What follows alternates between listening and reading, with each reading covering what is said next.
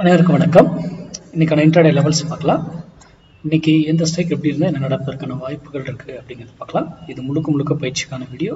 இதை பற்றி தெரிந்தால் வர்த்தகம் பண்ணுங்க, இல்லை உங்கள் டெக்னிக்கல் கூட இது மேட்ச் ஆச்சுன்னா பயன்படுத்திக்கோங்க, இல்லையா இதை தவிர்த்துடுங்க.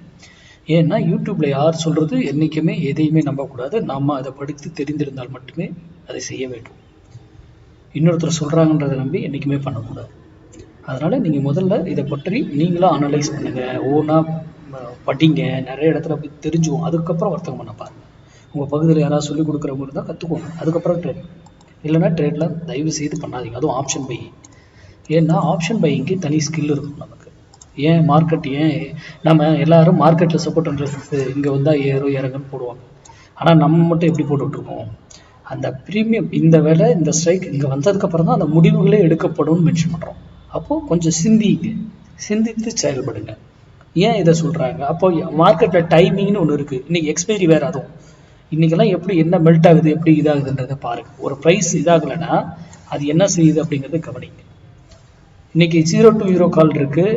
நம்ம ஸ்டூடெண்ட் நம்ம ரூல் என்னவோ அதை மட்டும் நான் பயன்படுத்துங்க. மற்றபடி 0 to 0 கால் நான் சஜஸ்ட் பண்ணுறது கிடையாது.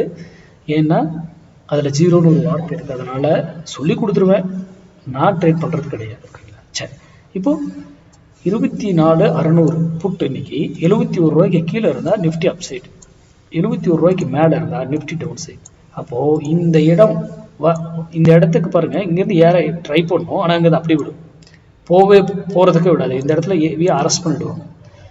அதை பிரேக் பண்ணால் தான் ஃபர்தராக மூவ்மெண்ட்டாக இருக்கும், புட் சைடுக்கான வாய்ப்புகள் அதிகமாக. ஆனால் நான் இதை வச்சு என்ன சொல்கிறேன், மார்க்கெட் டைரக்ஷனை மட்டுமே சொல்கிறேன். அப்போது இவர் கீழே இங்கே இருப்பார், இங்கே ஒரு இடத்துல அவர் சப்போர்ட் எடுப்பு. ஏன்னா இதுக்கு பல வேல்யூ இருக்குது. எங்கே வந்தால் கால் சைட்லேருந்து வெளியே போகணும், ஸ்டாப் லாஸ் வச்சு பண்ணணுமா வைக்காமல் பண்ணணுமா, அதுக்கான ரூல்லாம் நிறைய இருக்குது. ஃபால்ஸ் பிரேக் அவுட், நம்மளை ட்ராப் பண்ணி ஏமாற்றுவாங்க. ஒரு இடத்துல ட்ரேட் ஆகிக்கிட்டே இருக்கும், அது மேலே தான் இருக்குன்னு நம்ம உட்காந்துக்கிட்டு இருக்கோம். 71 ரூபாய்க்கு மேலே தான் இருக்குன்னு அங்கேருந்து பொத்துன்னு விடும். இல்லை 71 ரூபாய்க்கு கீழே இருக்கும், டக்குன்னு ஒரே கண்டில் பெருசாக தூக்கும். அதெல்லாம் ஏன் எதுக்காக நடக்குது அப்படிங்கிறது எல்லாமே நம்ம ப்ராக்டிஸ் பயிற்சி பண்ணி தான் எதையுமே செய்து கண்டுபிடிக்க முடியும். அப்போ லைவ்ல நமக்கு எந்த வேல்யூ நம்ம போடக்கூடாது, முன்னாடியே எல்லாம் கால்குலேட் பண்ணி ரெடியாக வச்சுருக்கணும். அந்த வேல்யூவை பார்த்துக்கிட்டு லைவ்ல என்னென்ன ரூலோ அதை மட்டும் அப்ளை பண்ணிட்டு போயிட்டே இருக்கணும் நம்ம. அதனால் இதை தெரிந்து கொண்டு புரிந்து கொண்டு வர முடியும். நன்றி, வணக்கம், வாழ்க வளமுடன்.